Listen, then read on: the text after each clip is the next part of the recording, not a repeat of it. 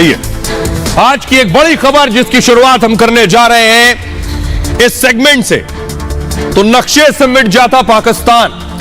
प्रधानमंत्री नरेंद्र मोदी भी मुस्कुरा रहे कि ऐसी क्या परिस्थितियां होने वाली थी कि नक्शे से पाकिस्तान गायब हो जाता।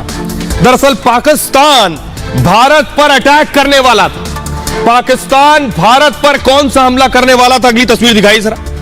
न्यूक्लियर अटैक, परमाणु बम मारने की तैयारी में था पाकिस्तान। सोचिए, आटा नहीं मिल रहा है, गैस नहीं मिल रही है, तेल नहीं है, सिलेंडर नहीं है, लेकिन परमाणु का प्लान बना लिया था और भारत पर परमाणु हमला करने वाला था। जानते हैं कब? जब भारत ने बालाकोट स्ट्राइक की थी, उसके बाद पाकिस्तान ने तैयारी कर ली थी कि भारत पर अब परमाणु बम मार देंगे। ये रिपोर्ट देखिए जरा। 28 फरवरी 2019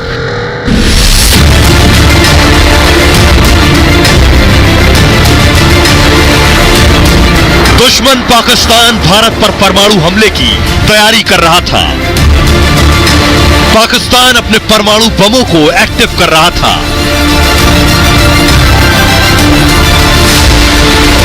पाकिस्तान में 28 फरवरी की सुबह अलग थी।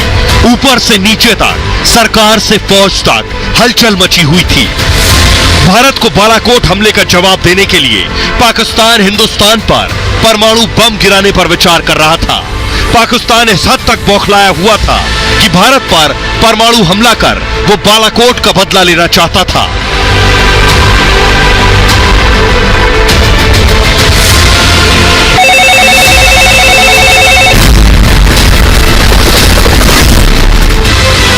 इस बात की जानकारी भारत को लग चुकी थी। हिंदुस्तान भी ईंट का जवाब पत्थर से देने को तैयार था। भारत भी परमाणु का जवाब परमाणु बम से देने को तैयार था। और 28 फरवरी को यह जंग शुरू हो जाती, और अगर 28 फरवरी को यह जंग शुरू हो जाती तो आज दुनिया के नक्शे से पाकिस्तान का नामो निशान मिट चुका होता। भारत के परमाणु जवाब से पाकिस्तान कब्रिस्तान बन चुका होता। आए दिन हमारे पास न्यूक्लियर बटन है, न्यूक्लियर बटन है, न्यूक्लियर, यही कहते थे। हमारे अखबार वाले भी लिखते थे पाकिस्तान के पास भी न्यूक्लियर है। तो हमारे पास क्या है भाई? ये दिवाली के लिए रखा है क्या? तो आपने सुना प्रधानमंत्री नरेंद्र मोदी को, जो अभी आपने सुना, यह अप्रैल महीने में प्रधानमंत्री ने बोला था। 28 फरवरी को तैयारी थी। यानी कि क्या पीएम मोदी को पता था पाकिस्तान ऐसी तैयारी कर रहा है? यह बड़ा खुलासा किसी और ने नहीं, अमेरिका ने बड़ा खुलासा किया है कि पाकिस्तान भारत पर परमाणु बम मारने की तैयारी में था। यह देखिए जरा। इमरान खान प्रधानमंत्री थे पाकिस्तान के नापाक प्लान पर यह अब तक का सबसे बड़ा खुलासा है। भारत पर परमाणु हमले की तैयारी में था पाकिस्तान। और अमेरिका के पूर्व विदेश मंत्री माइक पोम्पियो ने यह खुलासा किया है। बालाकोट एयर स्ट्राइक के बाद पाकिस्तान पूरी तरह से बौखला गया था। फरवरी 2019 में भारत और पाकिस्तान एक दूसरे के आमने सामने थे। दोनों देश परमाणु हमले के बेहद करीब आ गए थे। उन्होंने कहा पाकिस्तान ने परमाणु हथियार अपने तैनात कर दिए थे।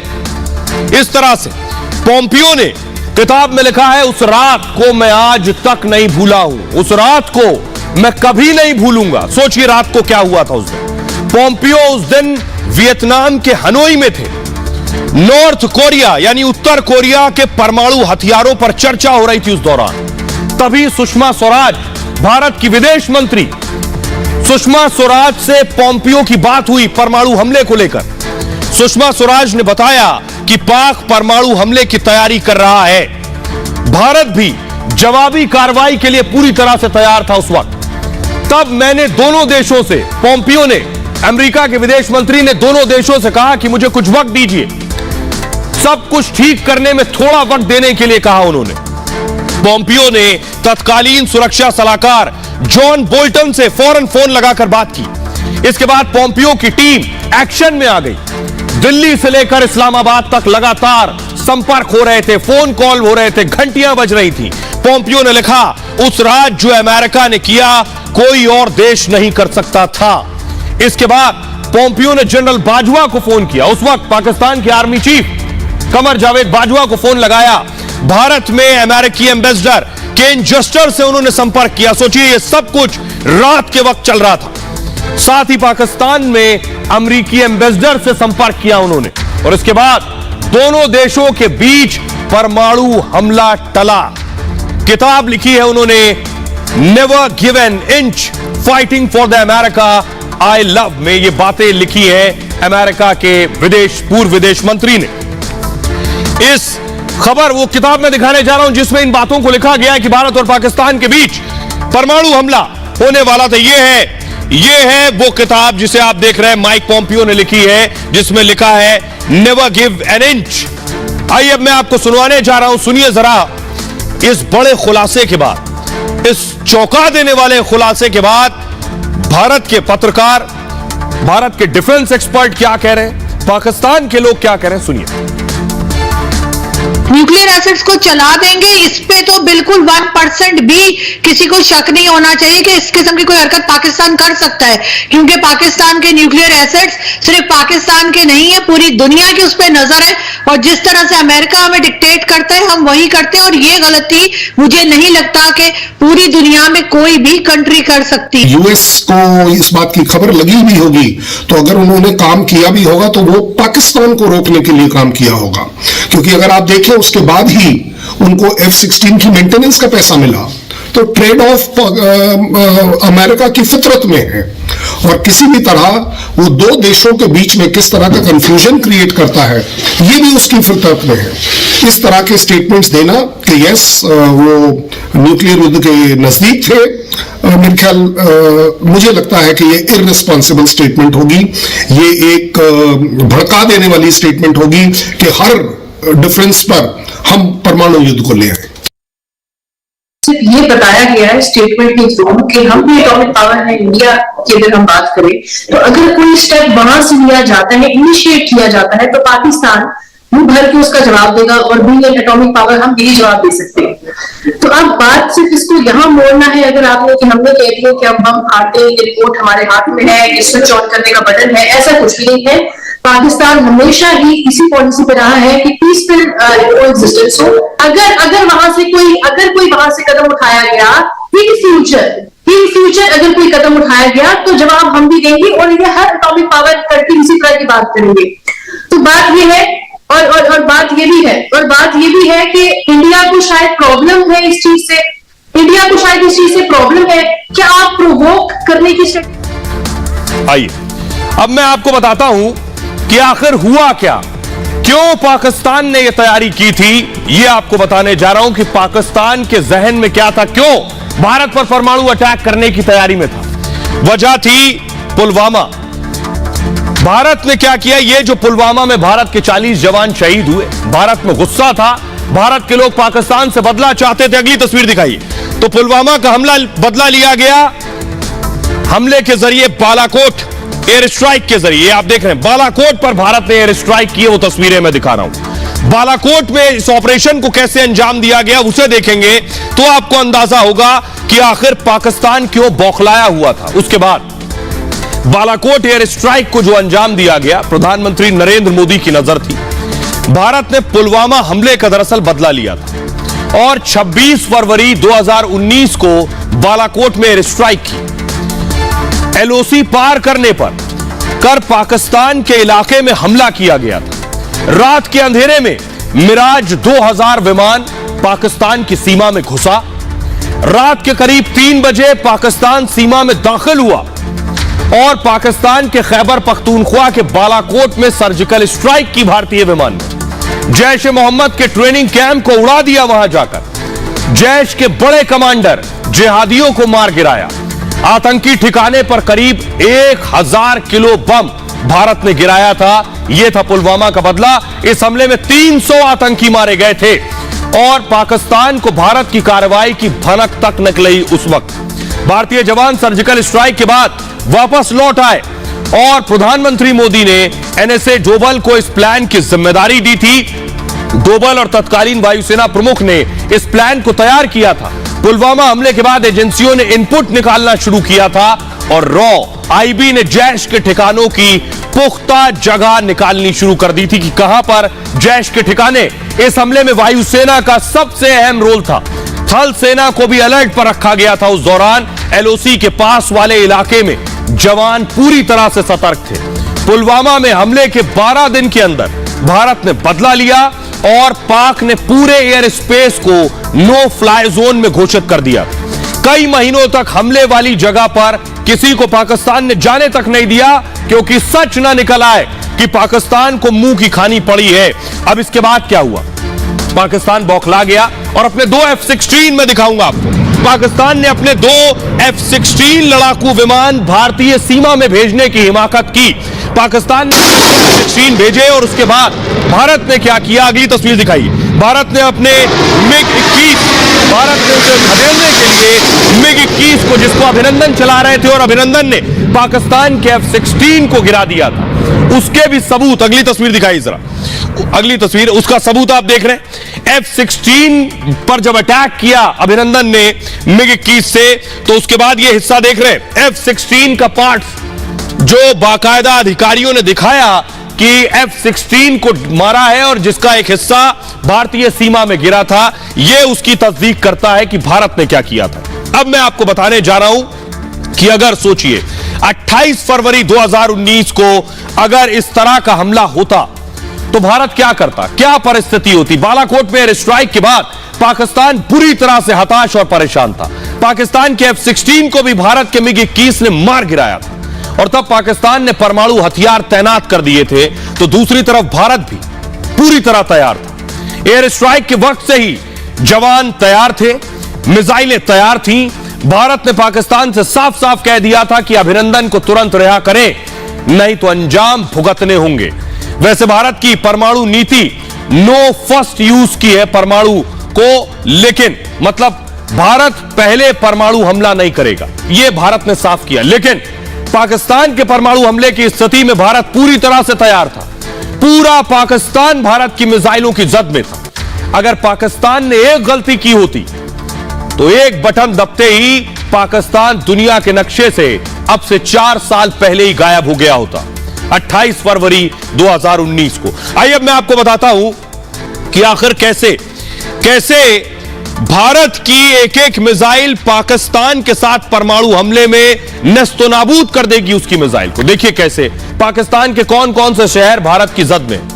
भारत अगर पाकिस्तान पर परमाणु हमला करता है तो पाकिस्तान का इस्लामाबाद शहर खाक हो जाएगा, लाहौर शहर पूरी तरह से बर्बाद हो जाएगा एक अटैक में, रावलपिंडी शहर दुनिया के नक्शे से मिट जाएगा, पाकिस्तान का कराची शहर तबाह हो जाएगा। पूरा पाकिस्तान भारतीय मिसाइलों की रेंज में। कैसे, देखिए जरा, 2 मिसाइलें आपके सामने आ गई। यह है पाकिस्तान की बाबर और यह है भारत की निर्भय।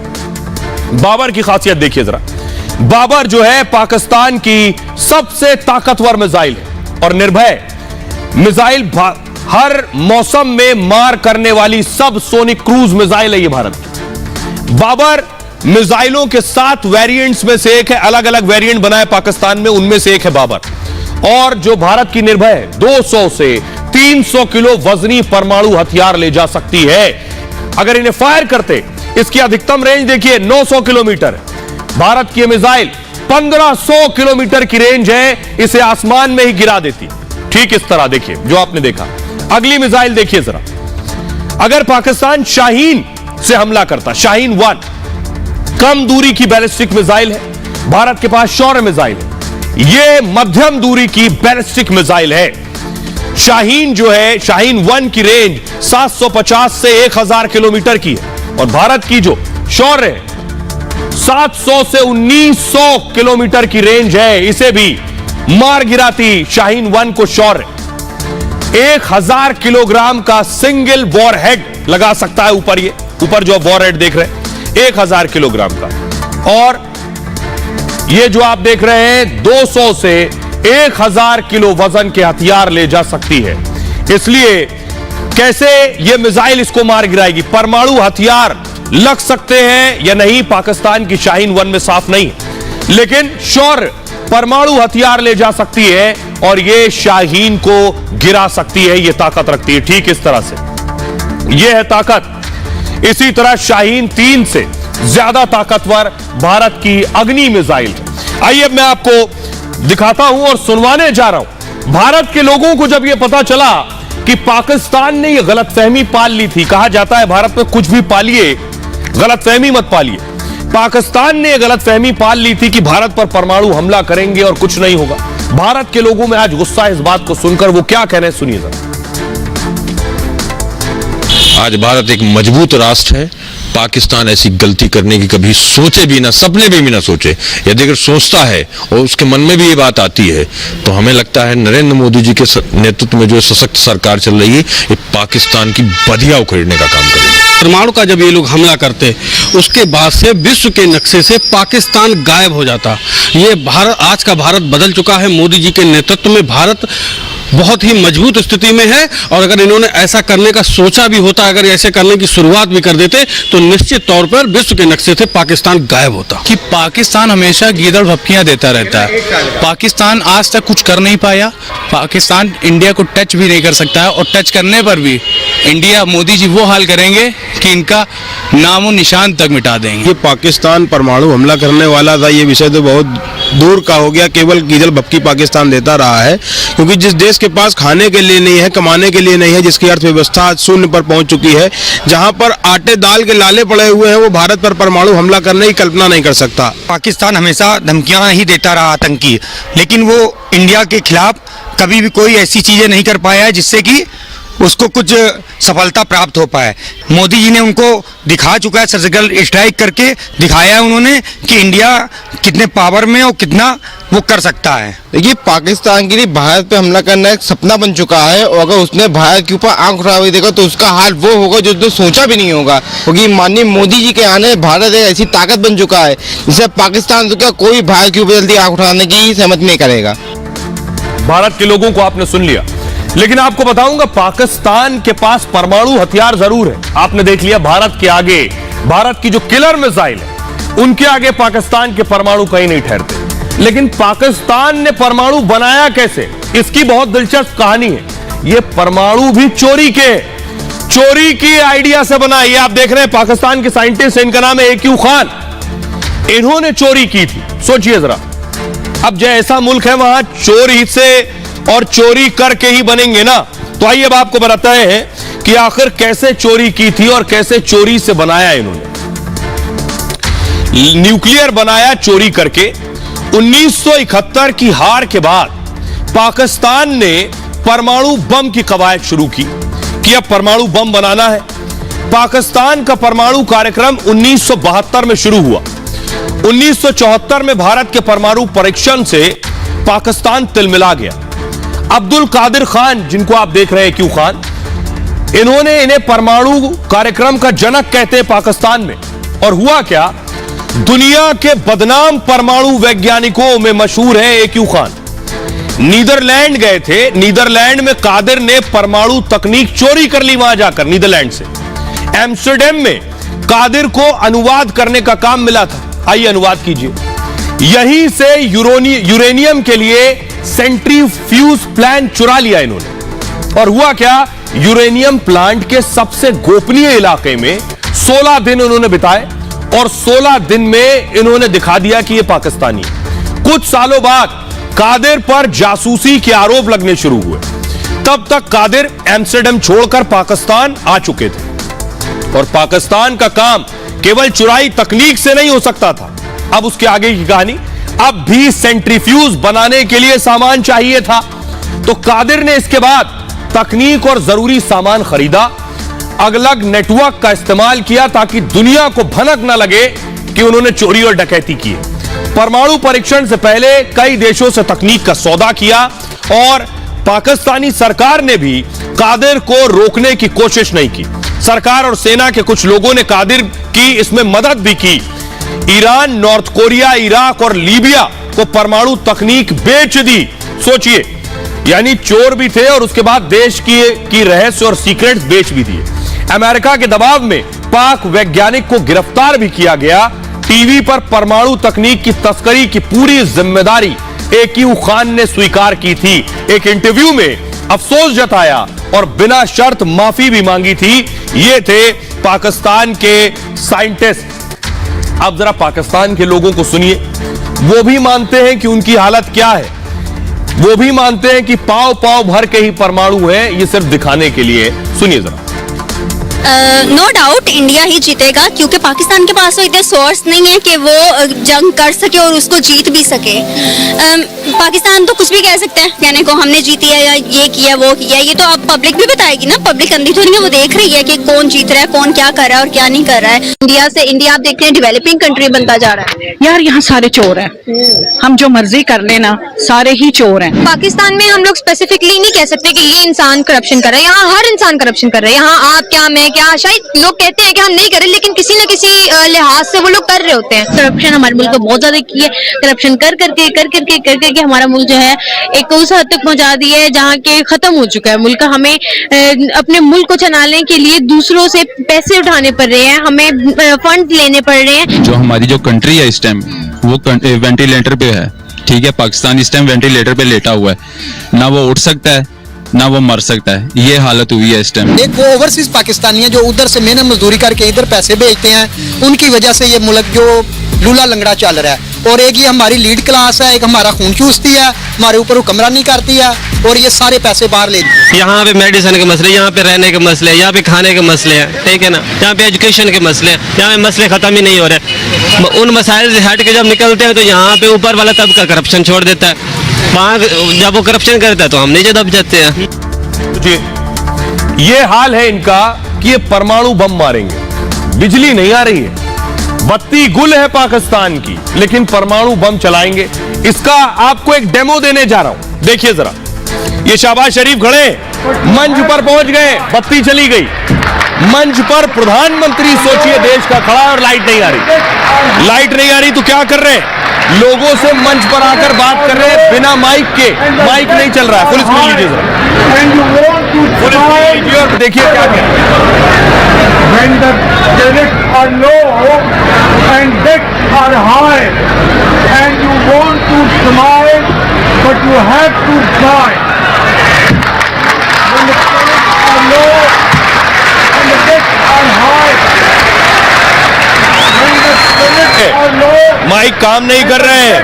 मंच पे खड़े होकर देखिए बता रहे हैं कि क्रेडिट लो है और डेबिट हाई है, लेकिन मुस्कुराना है। सोचिए ये हाल है पाकिस्तान का। अब आप अंदाजा लगा सकते हैं कि सोचिए प्रधानमंत्री की स्थिति क्या है। समझ रहे?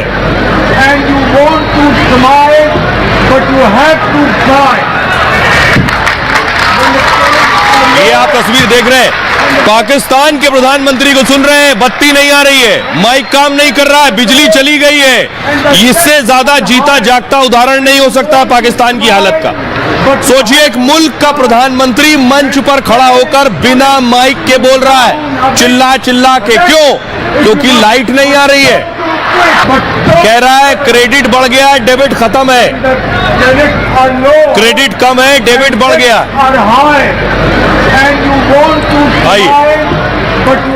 तो सोचिए ये मुल्क परमाणु चलाने की बात कर रहा है, बल्कि इनकी हालत परमाणु बेचने की हो गई है। यकीन नहीं होता तो मैं आपको दिखाने जा रहा हूं, देखिए जरा। परमाणु बेचने की हालत में है, चलाने की बात कर रहे थे। रोटी रोटी के लिए पाकिस्तान में मारामारी है और पूरी तरह से विदेशी मदद पर निर्भर है। मदद न मिली तो पाकिस्तान खत्म हो जाएगा। अटकले पाक परमाणु बेच सकता है। सोचिए जब इस सेगमेंट की शुरुआत की थी तो पाक परमाणु चला सकता पर बात कर रहे थे, अब खात्मे तक परमाणु बेचने की बात हो रही है। पाक लगातार यूरेनियम तस्करी कर रहा है। इस वक्त पूरी दुनिया से पाक यूरेनियम पहुंच रही है और यूरेनियम का इस्तेमाल परमाणु बम में होता है। ऐसे में आशंका है कि परमाणु बम बेचा जाए। परमाणु तकनीक पहले ही बेचने के आरोप लग चुके हैं, मैंने बताया इससे पहले आपको। मांग हो रही है कि वॉच डॉग एक नियुक्त कर दिया जाए जो निगरानी रखे कि कर क्या रहे हैं लोग परमाणु का। पाकिस्तान पर अंतर्राष्ट्रीय निकाय ने भी नजर गड़ा रखी है। परमाणु हथियारों से जुड़े प्रोजेक्ट कब्जे में ले लिए जाए इनके वक्त से पहले। परमाणु आतंकियों तक पहुंचाया तो दुनिया खतरे में हो जाएगी। अब खतरा इस बात का है। आइए खबरों में आगे बढ़ते हैं। तो पाकिस्तान का हाल आपने देख लिया। पाकिस्तान ने गलती से एक सपना देख लिया था 28 फरवरी 2019 को, जो अब सपना भूल चुके हैं। आगे बढ़ते हैं। आज की एक और खबर है, पठान की हंगामेदार ओपनिंग रही है।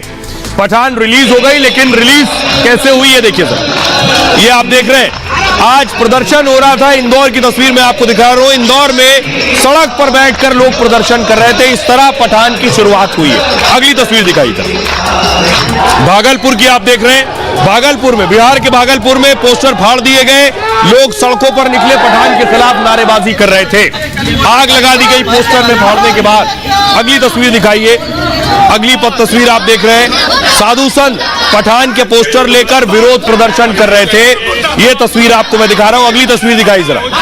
ग्वालियर की तस्वीर आप देख रहे हैं। ग्वालियर में भी कई संगठन सड़कों पर उतरे और पठान के खिलाफ विरोध प्रदर्शन कर रहे थे। एक और तस्वीर है, पुलिस भी मौके पर मौजूद थी। ये बेंगलोर की तस्वीर देख रहे हैं। बॉयकॉट की नारेबाजी हो रही थी और तो पठान का फर्स्ट डे फर्स्ट शो इस तरह से हंगामेदार रहा। पूरे देश में क्या हाल रहा, जरा रिपोर्ट देखिए।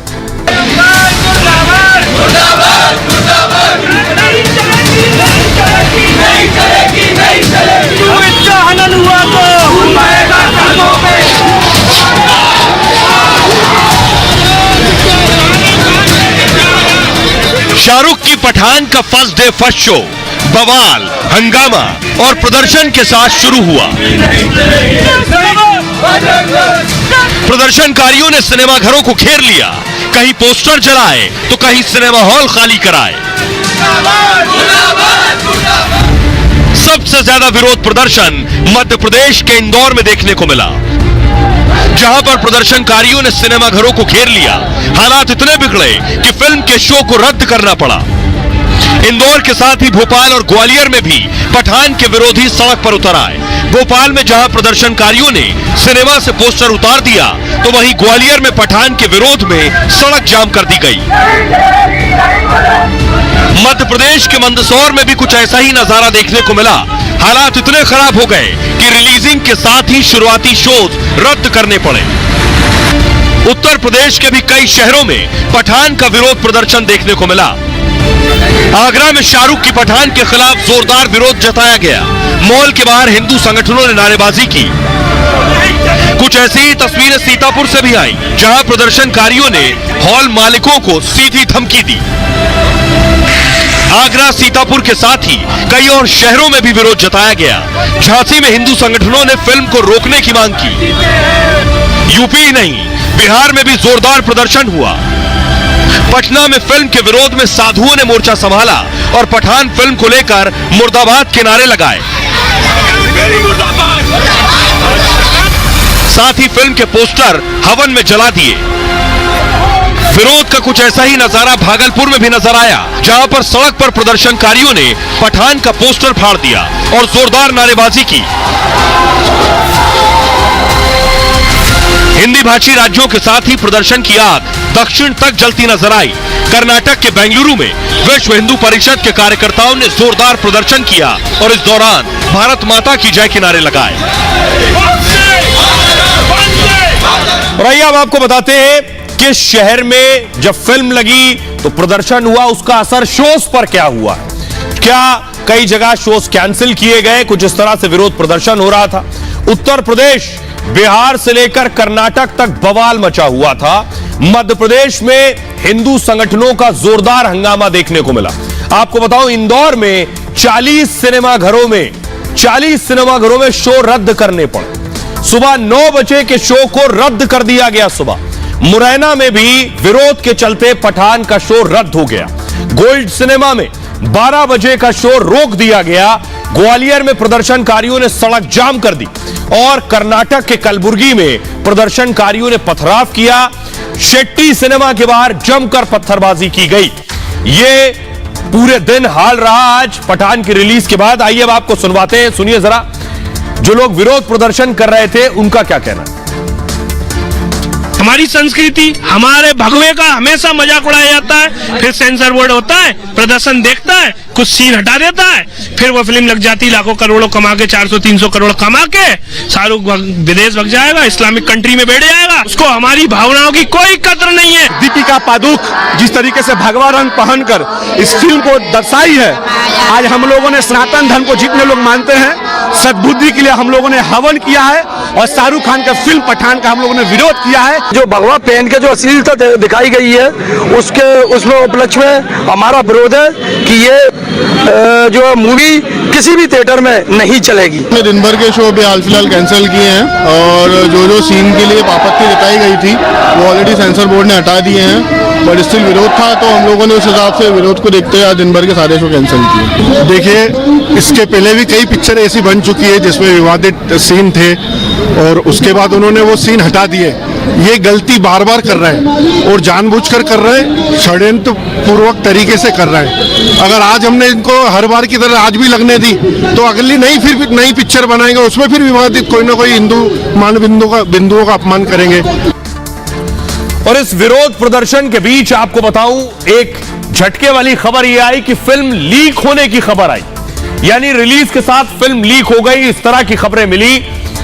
रिलीज से कुछ घंटे पहले ही फिल्म लीक कर दी गई। कुछ पायरेसी साइट्स पर उपलब्ध थी, सिनेमा से पहले वेबसाइट्स पर फिल्म पहुंचा दी गई। रिपोर्ट में दावा किया गया कि फिल्मी जिला पर यह उपलब्ध है। फिल्मी फॉर वेब जैसी वेबसाइट्स पर आई। यशराज फिल्म ने दर्शकों से यह अपील की कि कहा कि फिल्म को सिनेमा घरों में ही देखें, किसी तरह के वीडियो शेयर ना करें, अगर पायरेसी मिले तो उसकी शिकायत करें। यशराज फिल्म ने ईमेल आईडी भी जारी की है, फौरन कंप्लेंट करें। लेकिन आपको बताओ, इस फिल्म को रिलीज कर दिया गया, लेकिन यह फिल्म कई कट्स के साथ बहुत कैचियां चलने के बाद रिलीज हुई है। क्या कुछ फिल्म में एडिटिंग हुई है, यह आपको बताता हूं। कौन से कट लगे हैं फिल्म में, देखिए जरा। दरअसल पठान के 10 सीन को काट कर हटा दिया गया है। कुछ डायलॉग और गाने हटाए गए।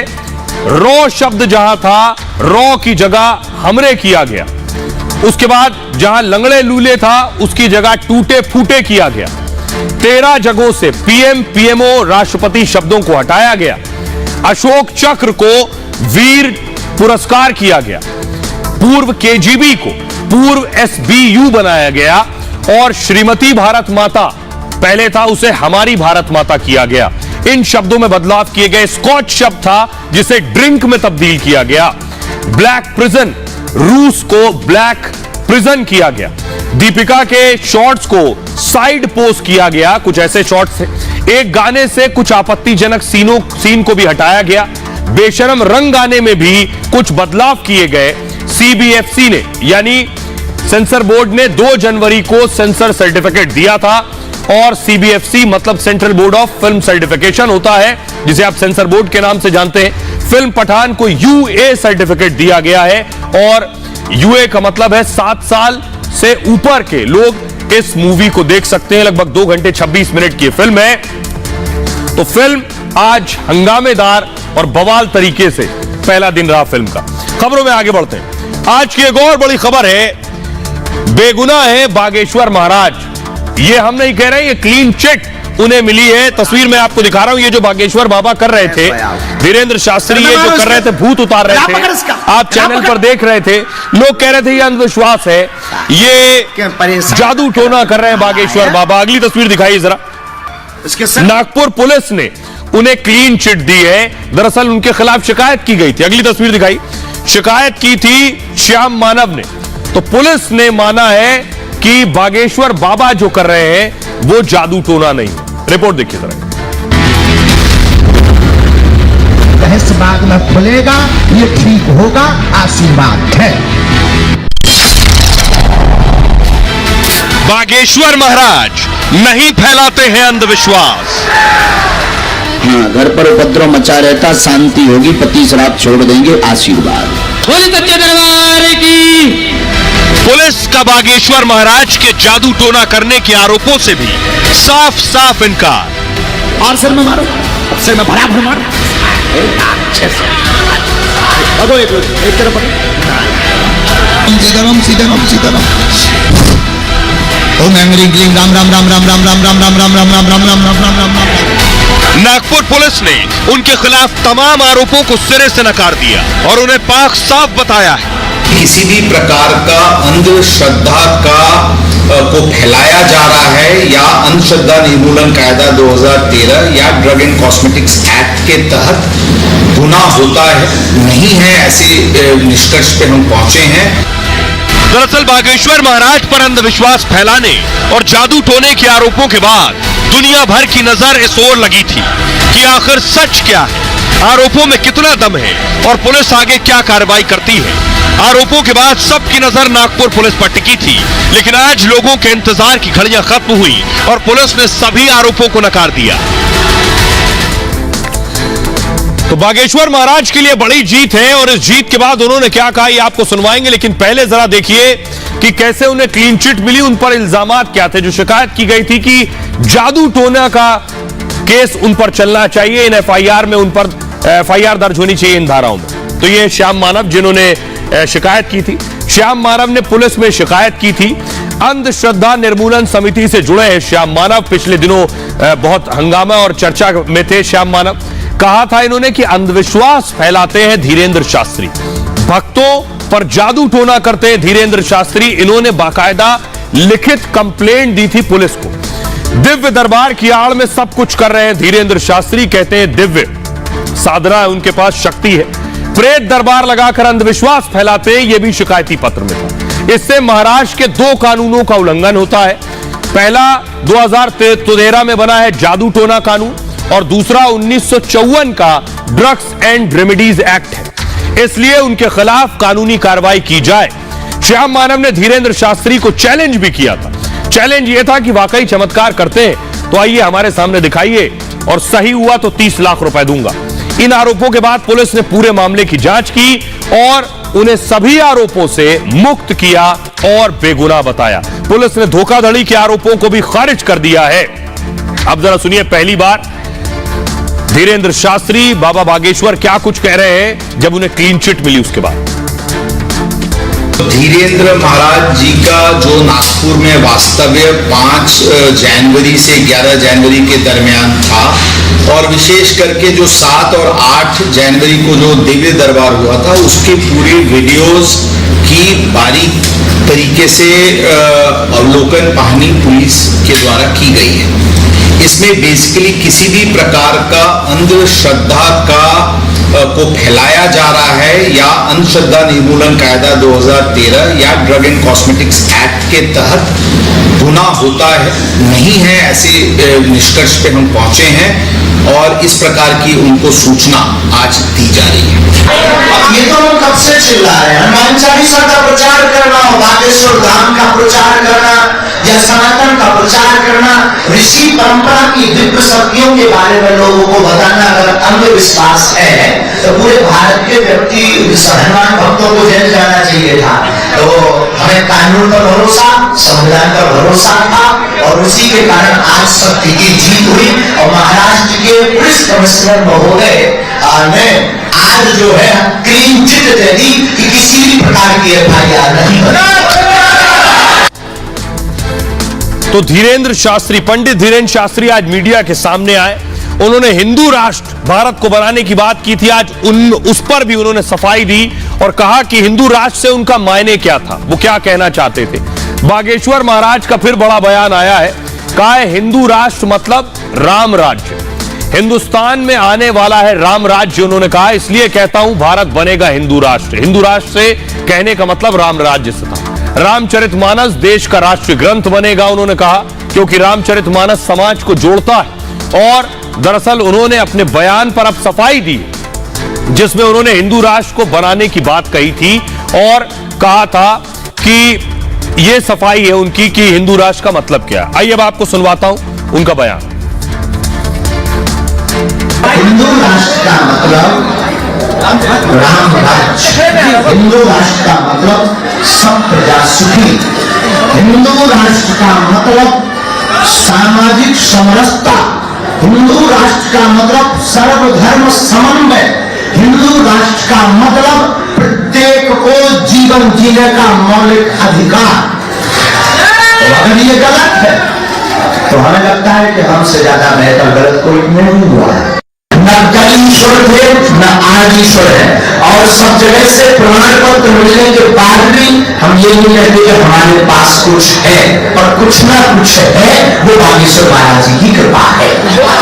हम ज्ञान और विज्ञान दोनों के उपासक हैं। आइए अब एक दिलचस्प खबर आपको बताने जा रहे हैं। ट्रैफिक की समस्या होती है, घर से निकलते हैं, जाम में फंस जाते हैं, बड़ी मुश्किलों से अपने गंतव्य तक पहुंचते हैं।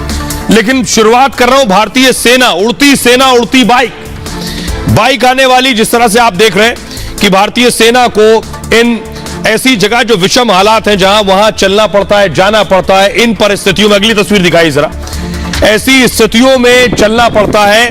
भारतीय सेना के पास जल्द ही उड़ने वाली ताकत आने वाली है, ऐसे खास जैकेट से। अगली तस्वीर दिखाई जरा, ये आप देख रहे हैं, इस तरह से भारतीय सेना उड़ सकेगी।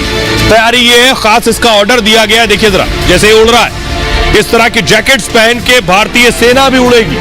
तैयारी ये है, भारतीय सेना के जवानों को ये दिए जाएंगे खास तरह के जैकेट्स हैं ये, जिसके बाद वो भी उड़कर पहुंच जाएंगे। ये देखिए जरा, आइए, तो ये किस तरह का जैकेट है, क्या खास है इसके अंदर, कैसे उड़ा जा सकता है, कौन सी तकनीक है जो इंसान को भी उड़ा सकती है, और इसके लिए भारतीय सरकार, भारतीय सेना भी तैयारी कर रही है कि उसके पास इस तरह के जैकेट्स हो जिससे वो भी उड़ सके। देख रहे हैं आप, ये आप जो देख रहे हैं, इस तरह से उड़ सकेंगे।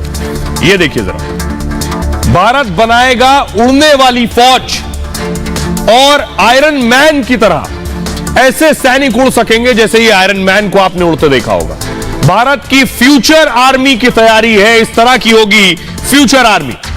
सेना ने 48 जेट पैक सूट का ऑर्डर दे दिया है, 48 इस तरह के जेट पैक सूट, जिसके जरिए हमारी सेना के जवान भी उड़ सके। जेट पैक से 15 मीटर ऊंचाई तक उड़ान भर सकेंगे, 15 मीटर ऊंची, और दुश्मन की हर चाल पर पैनी नजर होगी। रेगिस्तान, पहाड़ी इलाकों में एक्शन तेज हो जाएगा। दुश्मन का उड़कर फौरन जवाब दिया जा सकेगा इस खास जैकेट के जरिए। मुश्किल हालात में भारी पड़ेगी भारतीय सेना। हाथ से सैनिक जेट पैक को दिशा दे सकेंगे, यानी अब आप सोच रहे होंगे कि इसको उड़ाएंगे कैसे, तो बाकायदा हाथ में ऐसे अत्याधुनिक उपकरण होंगे इस जैकेट के साथ, इस जैकेट के साथ, जो हाथ से मूवमेंट दे सकेंगे। 50 किलोमीटर प्रति घंटे की रफ्तार से उड़ान भरी जा सकेगी। 8 मिनट तक जवान धरती से ऊपर उड़ेंगे, जेट पैक से लैंड और उड़ान भर पाएंगे जवान, यानी उड़ेंगे भी और जमीन पर भी आ जाएंगे। जेट पैक सूट का वजन 40 किलो है, थोड़ा वजनी है। तेज धूप, माइनस तापमान में भी काम करता है ये, और जेट पैक सूट में 5 गैस टरबाइन इंजन है। दरअसल ईंधन, डीजल या केरोसिन से भी चल सकता है ये।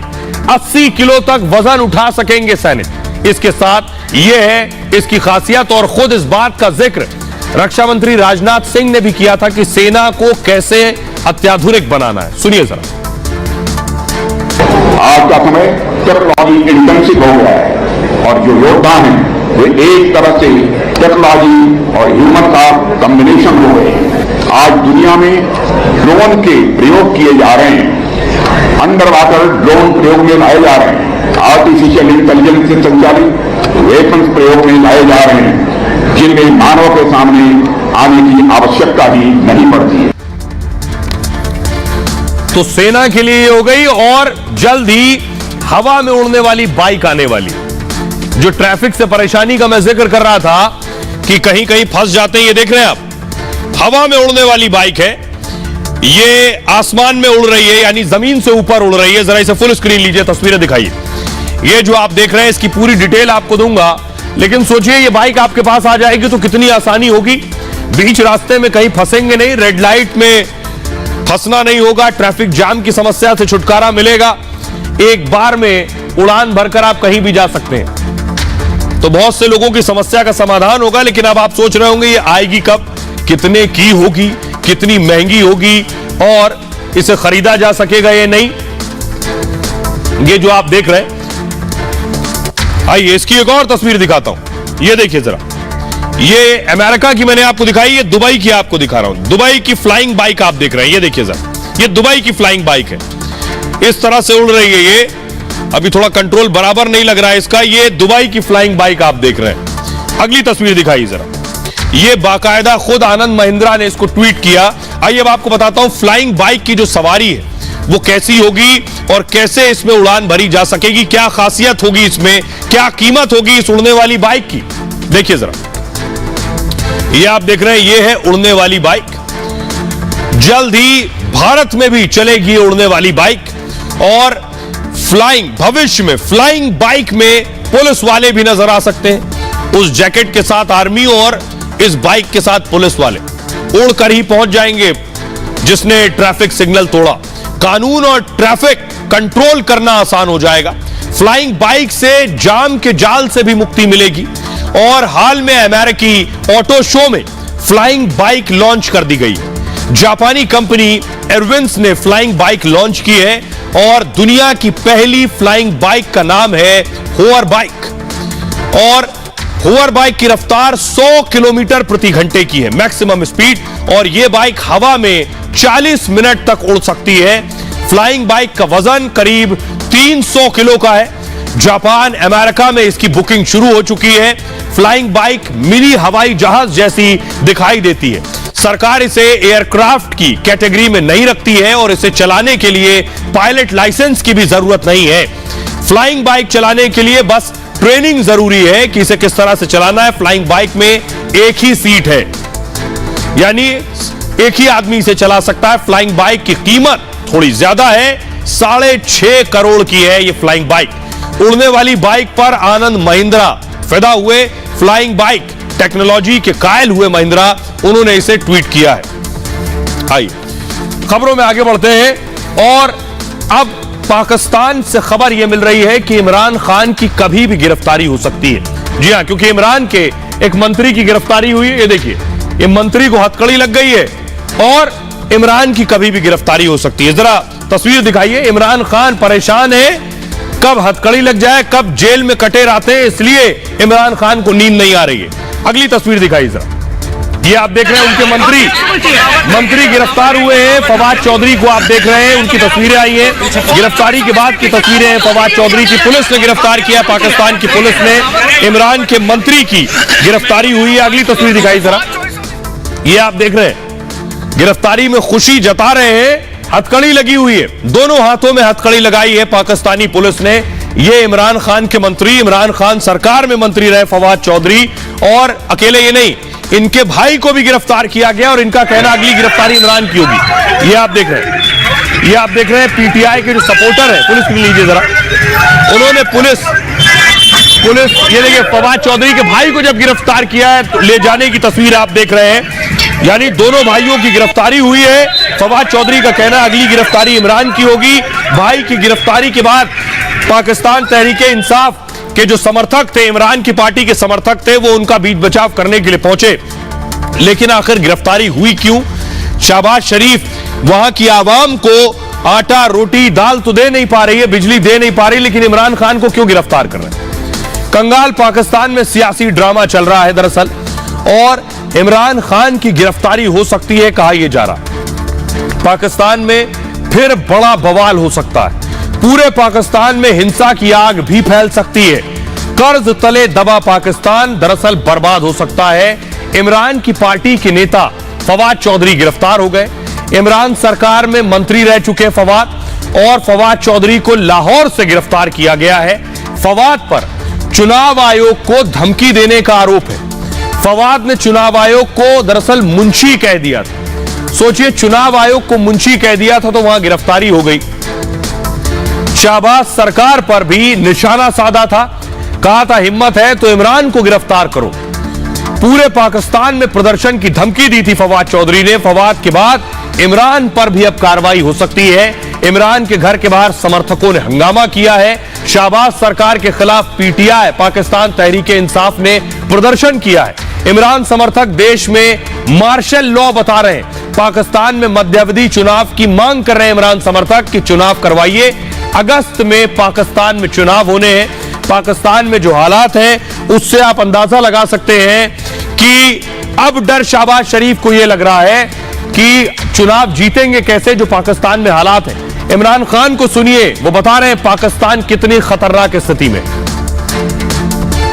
सिर्फ ये लेके जा रहे हैं हमें कोई मुस्तकबिल नहीं है इस मुल्क का। जिस तरह के फैसले किए जा रहे हैं, जिस तरह की इंसाफ की और कानून और आइन की धज्जियां उड़ाई जा रही हैं, जिस तरह वो जंगल का कानून नाफिज किया जा रहा है, इस तरह हमारे मुल्क का कोई मुस्तकबिल नहीं है। पहली दफा लोगों को खौफ आना शुरू हो गया है। आपको ये जेल से डरना नहीं चाहिए। जेल का डरावे जी जेल में डाल देंगे, डाल दे जेल में, कितनों को डालेंगे। हथकड़ी की फिर टॉस करेंगे। तो इमरान खान को आपने सुन लिया, पाकिस्तान में हालात क्या है। अब इमरान के उस मंत्री को मैं सुनवाऊंगा आपको जिसको हथकड़ी लगा दी गई है, जो फिलहाल जेल में, ये देख रहे हैं, ये इमरान के मंत्री फवाद चौधरी जिनकी गिरफ्तारी हुई है। अब इन्हें सुनिए ये क्या कह रहे हैं। आज इमरान खान तहरीक इंसाफ आपके हकूक के लिए खड़ी है। हम लोग जेलों में जा रहे हैं, ये हथकड़ियां हमारा जेवर है, कोई मसला नहीं है।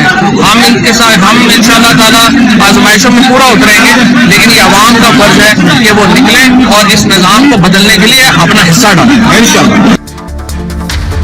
तो आप फवाद चौधरी को सुन रहे थे जो बता रहे थे पाकिस्तान में हालात क्या है और जो स्थिति पाकिस्तान में बनी हुई है, क्योंकि अगस्त में चुनाव होने, वक्त कम बचा है। शहबाज शरीफ फेल हो गए, अब उन्हें डर है कि वो बुरी तरह से हार सकते हैं। इसका फायदा इमरान खान को मिलेगा, इसलिए इमरान खान अब टारगेट पर है। बहरहाल ये भारत की बात है में इतना ही। आप अपना बहुत ख्याल रखिए। एक छोटे से ब्रेक के लिए रुक रहे हैं, लौट रहे हैं कुछ और बड़ी खबरों के साथ।